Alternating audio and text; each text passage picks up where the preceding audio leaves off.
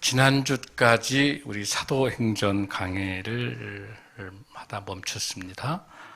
오늘부터 한 4주 정도 해서 이 나라와 이 시국을 본 관점에서 에레미야를 통해서 하나님께서 오늘 우리에게 주시는 말씀이 무엇인지를 한번 잘 보면서 우리의 가정과 우리 교회, 우리 사회와 이 나라가 앞으로 어떻게 가야 되는지 성경적인 관점에서 한번 여러분과 같이 말씀을 나누고자 합니다. 이 에레미야서는요, 여러분 선지서가 이제 5권, 대선지서가 5권이고 소선지서가 12권, 17권인데 그 중에서 우리가 말하는 이사야, 에레미야, 또 우리 에레미야 애가라든지 에스겔, 다니엘 이렇게 이제 대표적으로 5권인데 이 대선지서라고 하는 거는 분량이 제일 많기 때문에 그래요. 그 중에서도 가장 많은 게 이 에레미야예요. 에레미야의 분량이 선지자의 활동이 많다고 하는 거는 52장이고 이사야는 66장인데요. 장수가 더 적음에도 불구하고 성경책 표지가 10페이지가 더 많아요. 이렇게 예언자의 이 심판에 대한 이야기가 많다는 건 무슨 뜻이에요? 그만큼 이스라엘 나라가 혼탁하고 죄악으로 가득 찼기 때문에 하나님의 심판이 있다는 그런 의미로 훨씬 더 많은 분량을 가지고 있어요. 그러니까 우리가 에레미야를 이야기할 때 눈물의 선지자라고 이야기하잖아요. 그런데 제가 보는 입장에서 눈물의 선지자라기보다는 어떤 인내, 끝까지 하나님을 의지하면서 기도하는 그 인내의 선지자 같아요. 보니까 끝까지 포기하지 않고 잡는 에레미야 모습을 우리가 잘 볼 수가 있어요. 이 에레미야가 써졌던 그 시기는 여러분이 잘 알다시피 아수르가 이렇게 망하고 이제 바벨론이 이제 새로운 바벨론이라는 나라가 이제 이 유다라고 하는 이 땅에 이제 침입에 들어오는 그런 과정에서 거의 한 40년 동안에 사역했던 그런 기간을 말할 수 있어요. 그 당시에 있는 왕들은 이 에레미야는 4명의 왕을 거칩니다. 대표적으로 종교개혁에도 아주 착한 왕, 남유다에서 아주 착한 한 요시아라고 하는 그 왕을 중심으로 그때쯤 이제 태어나게 되는 거죠. 그러다가 그 아들인 여호와김, 그 다음에 또 아들인 여호와긴, 그 다음에 제일 마지막 왕 시드기야까지 이 4대 왕을 거치는데 그 왕의 시드기야라고 하는 것은 BC 586년이에요. 그러니까 유다가 멸망할 때까지 그 사역을 감당하고 있는 에레미야. 그러니까 에레미야는 놀라운 거는 똑같이 예루살렘이 멸망한다라고 하는 거는 그 먼저 100년 전에 선지자가 했어요. 누구냐면 미가라고 하는 선지자가 예루살렘이 유다가 멸망한다라고 예언을 했는데 그 미가는 그 실질적인 걸 안 본 거죠. 그러나 에레미야는 정말 2가지를 본 거예요. 하나는 실질적으로 예루살렘 성이 바벨론의 침입에 의해서 멸망하고 성이 무너져서 유다가 멸망하는 것을 보고 또 하나의 심각한 아픔은 3차에 걸쳐서 바벨론의 포로로 가는 거예요. 여호와김 때는 다니엘과 3 친구를 중심으로 바벨론에 끌려가고 여호와긴 때는 에스겔을 중심으로 10,000명이 끌려가고 마지막에 시드기야 때 BC 586년에는 전체 다 끌려가는, 그러니까 나라가 없어지는 거예요. 이런 비극을 보면서 에레미야가 얼마나 통탄을 하냐면 그 보고 에레미야의 통타가 에레미야 4장 19절 보면 이게 나와요. 슬프고 아프다. 내 마음속이 아프고 내 마음이 답답해요. 얼마나 아프면. 그럼 왜 이 나라가 이렇게 됐을까? 에레미야 5장에 보니까요.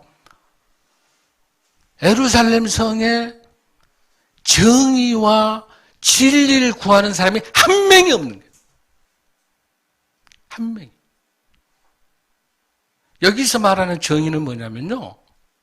성경에서 말하는 정의는 뭐냐면 고아와 가부와 나그네와 힘들고 어려운 이웃들을 돌보는 게 정의고 그 어려운 사람들이 사람답게 살 수 있도록 만들어서 회복시키는 게 정의예요.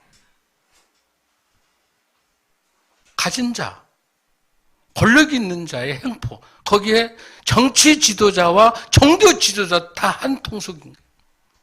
자, 에레미야 5장 1절 2절 보면 너희는 예루살렘 거리로 빨리 다니며 그 넓은 거리에서 찾아보고 알라. 너희가 만일 정의를 행하여 진리를 구하는 자를 한 사람이라도 찾으면 내가 이 성을 용서하리라. 하나님께서 한 명이라도 있으면. 여러분, 이 예레미야의 배경을 지금 우리 한국교회, 우리 대한민국 상황을 잘 보십시오. 얼마나 전적으로 타락하는지, 전적인 타락이에요.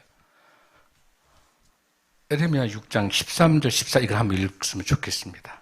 예레미야 6장 13절 14절 말씀입니다. 얼마나 타락해서 예레미야가 이렇게 눈물을 흘리며 끝까지 하나님께 간구하는지 우리 13절 읽습니다. 시작. 이는 그들이 가장 작은 자로부터 큰 자에까지 다 탐욕을 부리며 선지자로부터 제사장까지 다 거짓을 행함이라. 그들이 내 백성의 상처를 가볍게 여기면서 말하기를 평강하라 하라. 평강이. 아멘. 거짓 선지자가 난무하는 거예요.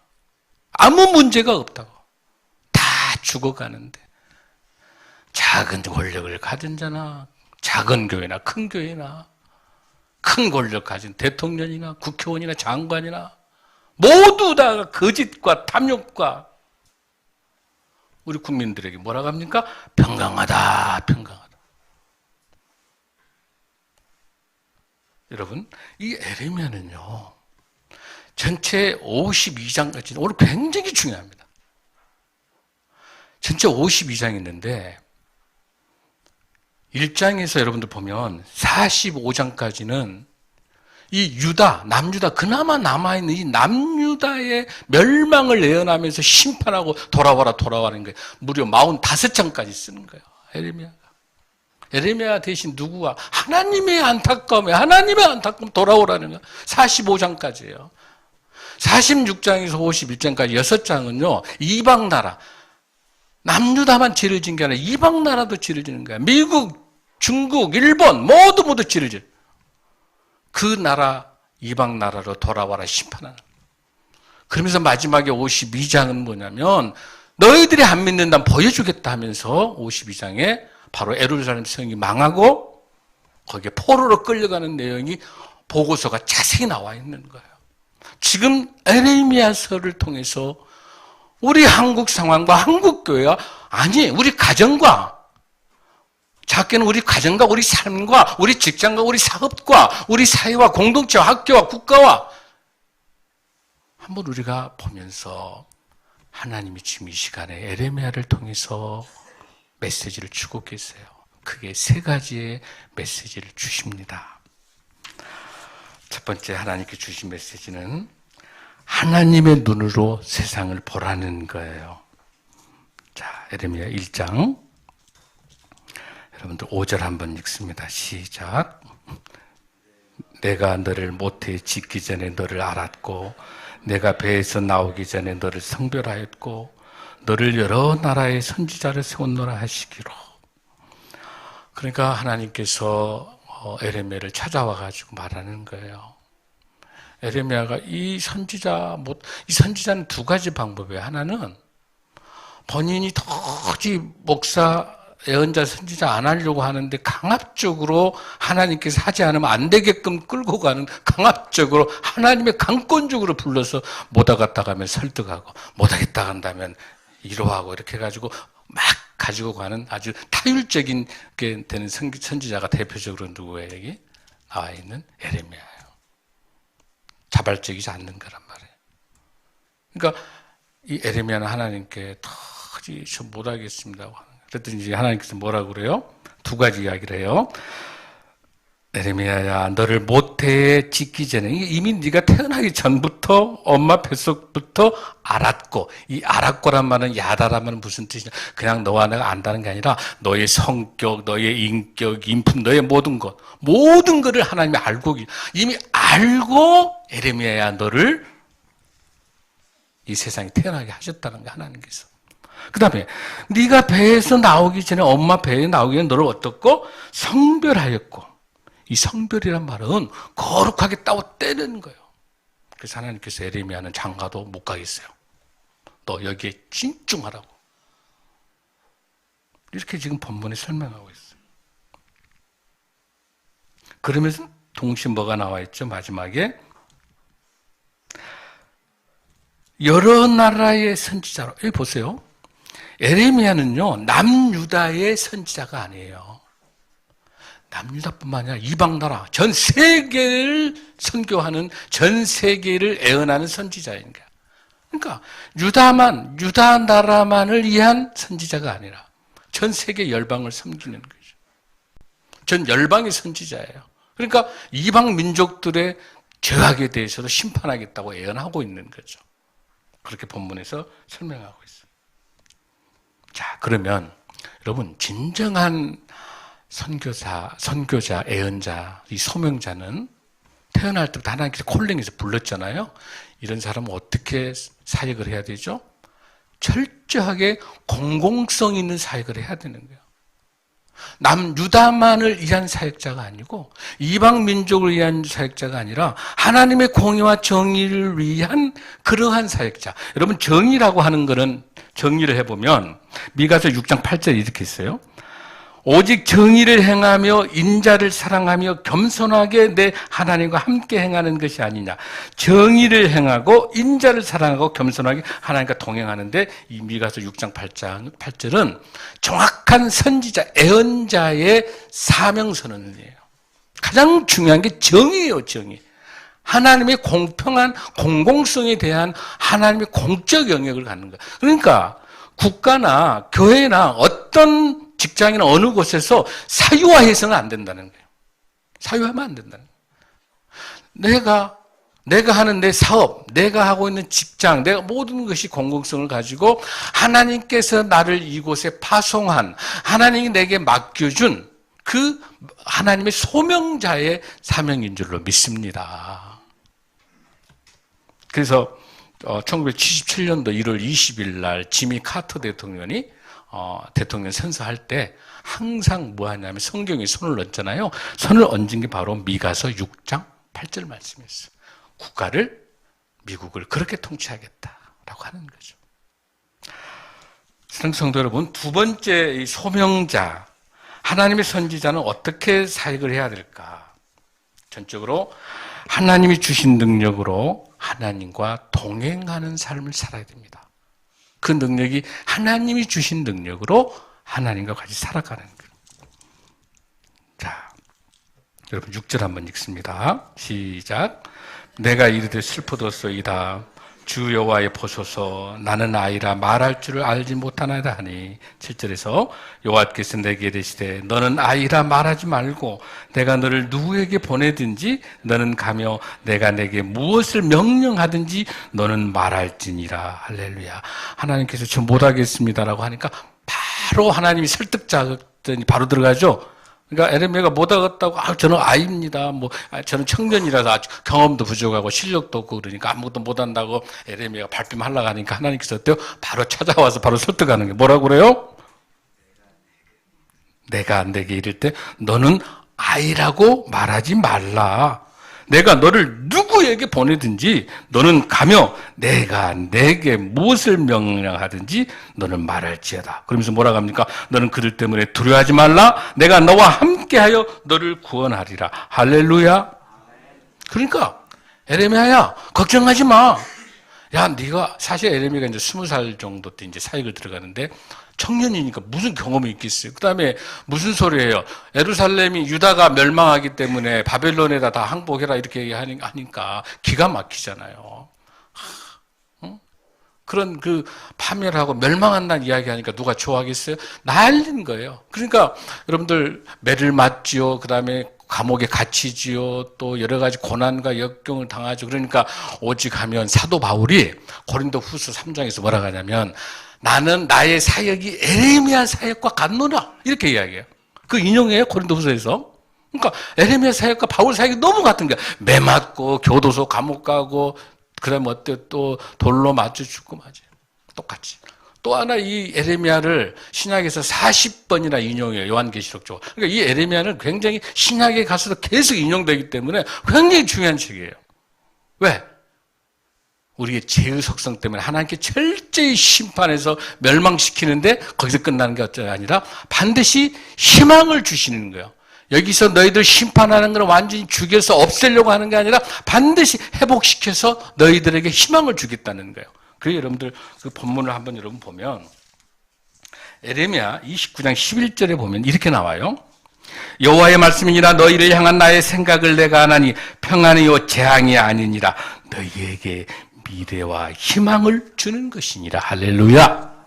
하나님께 돌아오면 죄악을 회개하고 하나님께 돌아오면 우상 숭배하지 아니하고 죄악에서 회개하고 돌아오면 하나님께 반드시 미래에 희망을 주시겠다고. 할렐루야. 그렇게 하기 위해서는 어떻게 해야 됩니까? 오늘 본문에서 주신 말씀처럼 철저히 하나님이 주신 능력으로 동행해야 되는데 어떻게 하냐면 오늘 하나님이 주신 말씀처럼 내가 말을 전할 때 이 설교의 메시지에서 가감이 있으면 안 되는 거예요. 분명히 하나님의 복음, 죄의 문제를 분명히 이야기해라. 너의 죄악을 분명히 이야기하라는 거야, 하나님께서. 과감하지 마라. 평안하다라고 위선으로 번영신약처럼 축복만 한다는 말을 하면서 성도들을 헷갈리게 하지 말라는 거예요. 이 나라가 안전하니까 잘 먹고 잘 산다라고 대통령이 말하면 안 된다는 거예요. 있는 그대로 정직하게 말하는 거예요. 메신저는. 할렐루야. 그리고 듣고 안 듣고는 그 사람의 마음이고 메신저, 전하는 사람은 정확하게 성경에 과감 없이 본문을 정하라는 거예요. 할렐루야.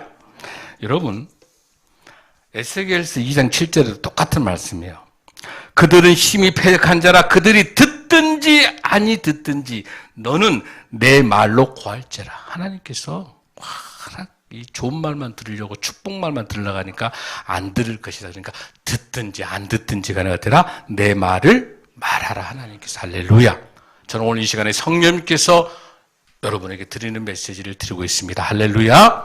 하나님께서 우리에게 애언자의 말씀을 통해서 우리는 하나님이 지금 이 시간에 에레미야를 통해서 지금 우리에게 주신 말씀이 무엇인지를 회복하는 저와 여러분 되기를 간절히 소원합니다.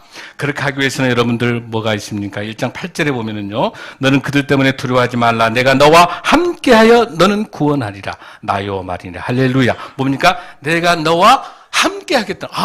두려워하지 말고 느헤미야야 자신 있게 네가 죽음을 각오하고 복음을 전하라는 거예요. 메시지를.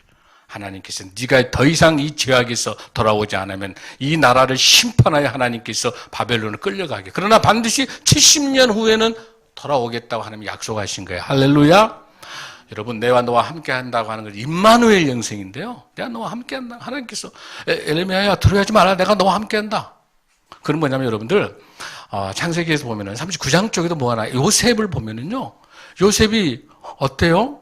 요셉이 하나님의 은총 받아서 하는 형통한다고 나오는데 내가 하나님 앞에서 죄를 범치 않겠습니다. 요셉의 사건 있잖아요, 여러분들. 그 앞에서 죄악을 짓지 않겠다고 그 하나님 앞에 죄를 짓지 않겠다고 할 때 그 39장에서 1절 본문에서 뭐가 나오냐면은 3번이나 형통이라는 단어가 나와요. 하나님 앞에 죄를 짓지 않냐고 하나님과 같이 동행한다면 하나님께서 형통할 수 있는 그 역사를 통해서 요셉을 하나님이 총리를 세운 줄로 믿습니다. 사랑하는 성도 여러분, 우리 인생도 마찬가지예요. 우리가 힘들고 어렵지만 하나님의 말씀대로 살려고 몸부림칠 때 하나님께서 그 은총의 영향력을 갖고 힘을 갖기 위해서는 은총만 가지고 안 되고 그 은총이 뭘로 가야 됩니까? 형통으로 바꿔져야 역사할 줄로 믿습니다. 하나님의 은총만 가지고는 안 되는 거예요, 여러분. 그 은총 받았으면 하나님 말씀대로 살려고 내 삶의 변화가 되고 삶의 에바자로 변화가 됐을 때 그걸 통해서 하나님께서 우리 인생을 형통할 줄로 믿습니다. 요셉의 형통이 저와 여러분의 형통이 될 줄로 믿습니다. 사랑하는 성도 여러분, 3번째는 하나님의 말씀의 충만으로 내일의 눈으로 오늘을 볼 수 있어야 돼. 우리가 선지자의 애언자의 삶을 살 수 있는 것, 소명자의 삶을 살 수 있는 것, 우리의 이런 모든 직업들은 우리의 능력으로 가는 게 아니라 우리는 잘 모르는 것 같지만 하나님께서 모태에서 이미 택정하여 장 목사에게는 장로로 그렇게 30년 넘게 이렇게 있다가 목사로 다시 이렇게 하나님께 부르셨잖아요. 여러분들도 여러 모양으로 여러분의 직업과 여러분의 여러 가지로 다 환경과 상황이 다르지만 다시 불러서 여러분에게 주는 그 직업은 직업의 귀천에 관계없이 하나님의 콜링에 의해서 오신 하나님의 거룩한 하나님의 은혜와 은총과 하나님의 형통이 함께하고 있을 때 그 직업은 신성한 하나님의 직업이기 때문에 그 직업이 예배자인 줄로 믿습니다. 그 직업이 소명자인 줄로 믿습니다. 할렐루야. 여러분의 하신 일들이 어떤 일이 되든지 간에 그 어느 거 하나 중요하지 않는 게 없어요. 다 중요한데 누가 알아주나 알아주지 않으나 그게 중요한 게 아니라 하나님께서 알아주시면 되는 거예요. 아멘. 우리가 하는 일들이 하나님의 영광을 위해서 우리가 모두 다 교회 일들을 하는 것만이 하나님 일이 아니라 여러분이 속해 있는 직장, 여러분이 속해 있는 사업, 여러분이 있는 그곳에서 사명자, 소명자의 삶을 가지고 하나님의 영광을 위해서 살아간다면 그 사명자가, 그 소명자가 하나님의 사람인 줄로 믿습니다. 바로 그렇게 하기 위해서는 여러분 어떻게 합니까? 세 번째, 철저하게 하나님의 말씀으로 회복돼야 될 줄로 믿습니다. 말씀이 충만해야 될 줄로 믿습니다. 9절, 10절 한번 읽습니다. 시작. 여호와께서 그의 손을 내밀어 내 입에 대시며 여호와께서 내게 이르시되 보라 내가 내 말을 내 입에 두었노라. 할렐루야. 예레미야가 어려서 아무것도 못한 것 같으니까 내가 너를 불렀기 때문에 하나님께 다 주시는 거예요. 뭐라고 그럽니까? 내가 내 말을 내 입에 두었노라. 할렐루야. 말씀으로 우리에게 주실 줄로 믿습니다. 그러면서 10절 읽습니다. 시작. 보라 내가 오늘 너를 여러 나라와 여러 왕국 위에 세워 네가 그것들을 뽑고 파괴하며 파멸하고 넘어뜨리며 건설하고 심게 하였느니라 하시니라. 할렐루야. 내가 내 말을 입에 둔다는 말이 선지자로서 그러니까 목사 안수시와 같은 거예요. 내가 너 말을 주겠다. 그러니까 네 힘으로 하는 게 아니라 성령의 힘으로 하라. 마태복음 10장 19절 20절을 보니까 이런 말씀이 있어요. 너희를 넘겨줄 때 어떻게 또는 무엇을 말할까 염려하지 말라. 말하는 이는 너희가 아니라 너희 속에 말씀하시는 이 곧 너의 아버지의 성령이시니라. 할렐루야. 성령님이 주신다는 할렐루야. 성도 여러분, 우리 두려워하지 맙시다. 여러분이 뭘 구하고 뭘 전도하고 여러분들이 모든 일을 할 때 여러분의 능력과 여러분의 힘이 아니라 성령이 주신 힘으로 여러분이 사업을 할 때 어떤 계약을 할 때 우리 박 주사님도 우리 외국 이란이나 프랑스 뭐 독일 이렇게 입찰 많이 하잖아요. 많이 경험하시잖아. 우리 능력으로 못한단 말이야. 그럴 때 어떻게 합니까? 성령의 힘으로 성령님이 이 계약을 하나님이 뜨시면 허락하여 주시고 아니면 피할 길을 주십시오. 할렐루야. 여러분 사업하실 때 어떠세요? 여러분 직장 다니실 때, 여러분 일하실 때 어떤 거? 더 중요한, 여러분 복음 전할 때 우리는 복음을 그냥 전하는 거고 어쩌죠? 그 사람이 듣든지 안 듣든지 교회로 오든지 안 오든지는 성령님이 하실 일이고 우리는 뭐예요? 입술을 열어서 전하는 거. 그 전하는 것도 내 능력과 내 힘으로 전하는 게 아니라 성령님이 여기서 뭐라요? 너의 아버지의 성령이 너희 속에 말씀하시는 것은 너희가 알라. 할렐루야. 우리는 걱정할 거 하나도 없어요. 우리는 전하면 되는 거예요. 아멘. 우리는 전하면 되는 거예요. 그 결실은 누가 맺어요? 하나님께서 성령님께서 맺어주실 줄로 믿습니다. 그렇게 하기 위해서 우리가 말씀이 충만해요. 여기 본문의 마지막 10절이 아주 중요합니다. 여기서 동사가 6개의 동사가 나와요. 한번 찾아볼까요, 여러분들? 6개? 고개 끄덕끄덕 하셨죠? 자, 첫 번째 찾아봐요. 시작. 그 앞에 뭐가 있어요? 뽑고 하나. 두 번째 뭐예요? 파괴. 이 뽑고하고 파괴라고 하는 것이 죄를 선포하는 거야. 이 두 동사가. 그 다음에 또다시 무슨 동사 있어? 파멸하고 넘어뜨리고. 이 두 개 있잖아요. 두 개. 이 동사는 심판한다는 하나님의 메시지예요. 자, 이 네 단어 죄를 선포하고 심판하는 거 하면 굉장히 마음이 아프고 그냥 답답하잖아요, 여러분들. 근데 우리 하나님께서 아까 뭐라 그랬어요? 희망과 비전과 우리에게 꿈을 주신다 했잖아. 예레미야에게 꿈을 주십니다. 두 단어 뭐가 나와요? 건설하고 심게 하고. 이게 뭐예요? 회복의 역사인 줄로 믿습니다. 워낙 지금 유다가 죄를 많이 졌기 때문에 죄의 심판과 놀라운 죄의 선포에 대해 네가 동사가 4개나 되지만 그러나 하나님께서 끝까지 포기하지 않으시고 동사 2를 주면서 유대를 회복시켜. 이 약속을 언제 하세요? 바벨론 포로로 갔다가 70년 만에 돌아오게 하는 거야. 할렐루야. 다니엘이 끌려갔지만 견딜 수 있었던 게 뭐예요? 에레미야의 이 말씀을 보고 다니엘은 내가 힘들고 어렵지만은 그 다니엘 왕에게 잘 보이지 않고 왕이 주는 진미승 좀 먹는 게 아니라 나는 예루살렘을 향해서 3번 기도하면서 그 음식에 통해서 내가 뚱뚱하게 이렇게 그런 게 아니라 잘 먹고 잘 사는 게 아니라 건강하고 하나님이 주신 음식으로 정말 검소하게 다니엘은 기도하면서 하나님 말씀 묵상하고 누구 말을 믿었다. 반드시 70년 후에 회복시키겠다고 하는 이 에레미야의 말씀. 오늘 본문에 뭐라고 나와 있어요? 건설하고 심게 하겠다는 하나님의 약속을 믿고 다니엘은 견디는 거예요. 할렐루야. 사랑하는 성도 여러분, 얼마나 힘들어요. 나라가 지금 얼마나 힘듭니까? 보수진보, 태극기, 촛불, 검찰, 여러분 걱정 하나도 하지 마세요. 아멘. 하나님께서 우리가 정말 하나님 앞에 우리가 바로 서면 내가 누구 탓하고 누가 이랬니 저랬니 지금 유튜브 보면 막 난리대로 보지 마세요. 그냥 뭐예요?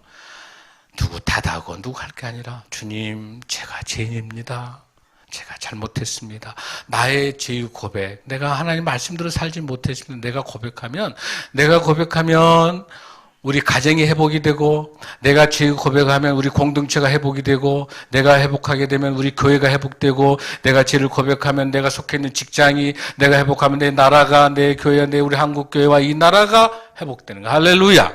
이 원인을 모두 내가 돌리는 게 아니라 나의 잘못 내가 혹시라도 하나님 외에 다른 우상을 가지고 있었는지를 생각하면서 철저하게 나는 오히려 이 나라가 이 혼탄이 나는 오히려 기회로 봐요. 왜? 이렇게 바닥까지 치고 지금 경제가 2% 최악입니다. 역대.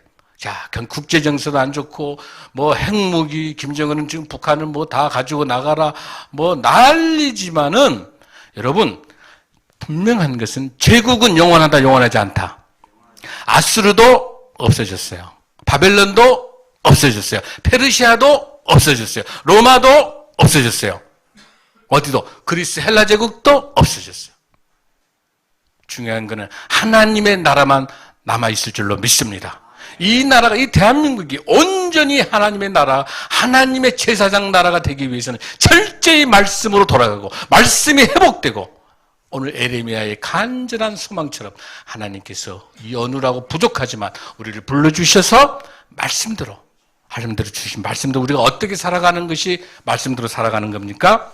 아까 제가 말씀드렸던 마지막에 주신 말씀을 한번 생각합니다. 우리 미가서 6장 8절이 하나님의 오늘 우리 교회에, 우리 가정에, 우리 공동체, 이 나라, 이 민족에 주신 메시지가 미가서 6장 8절입니다.